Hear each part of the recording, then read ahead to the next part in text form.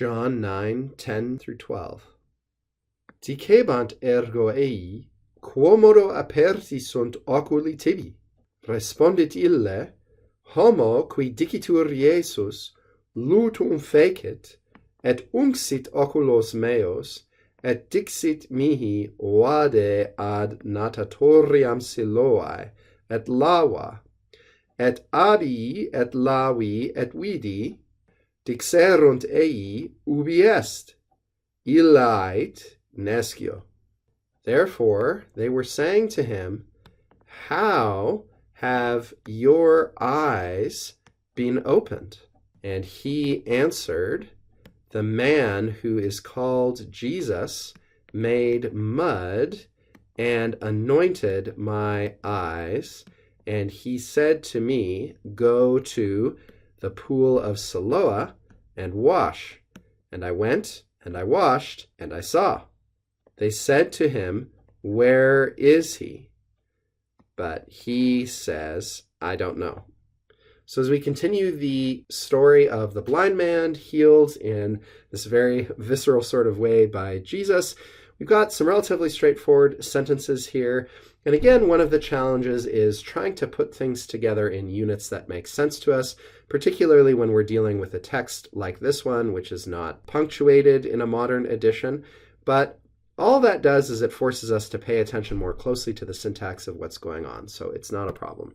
Here's how I would punctuate it. I think there are a couple different options, but consulting the Greek text, this is how I would do it. Dicebant ergo ei, then we get a direct quotation, quomodo aperti sunt oculi tibi.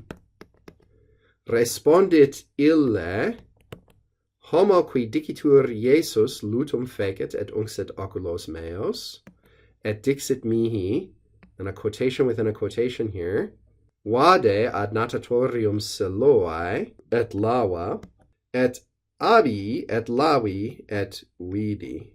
Dixerunt ei ubi est, ille ait nescio. Now, there are a couple ambiguities which we'll talk about when we get there. First of all, though, quomodo aperti sunt oculi tibi, there's a couple things to note here. One is aperti sunt, how were your eyes opened? Okay, so we've got third person plural, perfect passive indicative. How, by what means were they opened? And this tibi here, and we can confirm this by looking at the Greek, this just reflects a dative of possession. Strictly speaking, grammatically, we could say, oh, maybe this is a dative of advantage or something. And if you want to analyze it that way, it's not really going to take you too far wrong. But when we look at the Greek text that underlies this translation, we can see, this is translating the notion of possession. So how were your eyes opened? They want to know. And he, that is the blind man, answered, the man who is called Jesus made mud, third person singular, perfect active indicative from facio, of course, et unxit oculos meos. And this is from the verb, you may not have seen this before necessarily, this is from the verb ungo or unguo, and it is a third conjugation verb. Anoint, smear, something like that, depending on the context. And he anointed or smeared my eyes. Et dixit mihi, and he told me, go to the pool of Siloam, we've talked about that, and wash. This is just your second person singular present imperative, wash.